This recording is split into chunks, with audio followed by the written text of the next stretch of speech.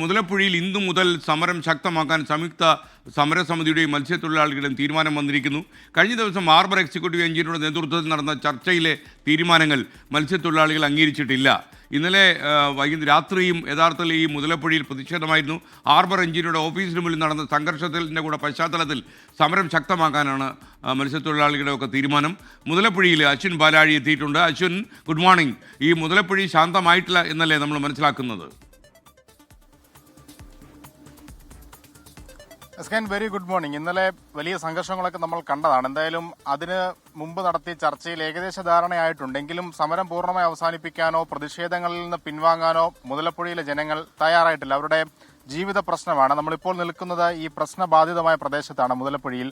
ഇവിടെ നിന്ന് നമ്മൾ ഈ ദൃശ്യങ്ങളിൽ കാണുന്ന ഭാഗത്ത് ഈ മണൽ ഇങ്ങനെ അടിഞ്ഞുകൂടുന്നതാണ് അവർക്ക് വെള്ളം കായലിൽ നിന്ന് കടലിലേക്ക് കയറ്റാനുള്ള ഒരു പ്രതിസന്ധി.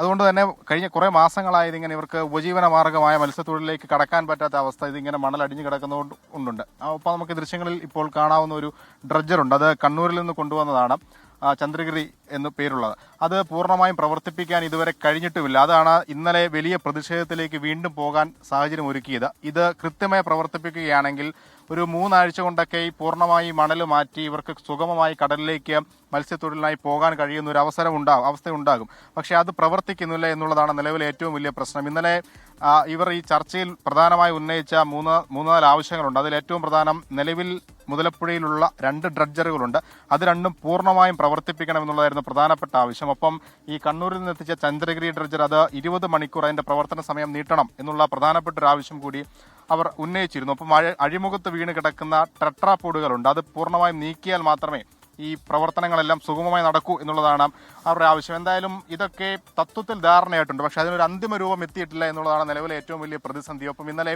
ഈ പ്രതിഷേധങ്ങളുമായി ബന്ധപ്പെട്ട് ഇന്നലത്തെ എക്സിക്യൂട്ടീവ് എഞ്ചിനീയറുടെ ഓഫീസിലെ ഒരു ജനൽ ചില്ല് പ്രതിഷേധക്കാരിൽ ഒരാൾ അടിച്ചു തകർത്തിരുന്നു. അയാളെ കസ്റ്റഡി എടുത്തതാണ് വീണ്ടും ഒരു സംഘർഷത്തിലേക്ക് പോയത്.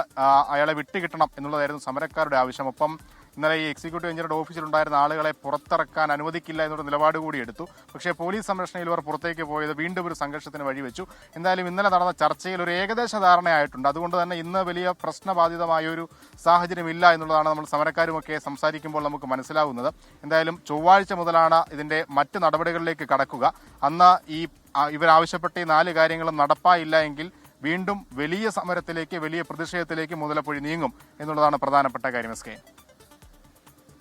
അശ്വിൻ പാലാഴിയാണ് വിവരങ്ങൾ നൽകിയത്.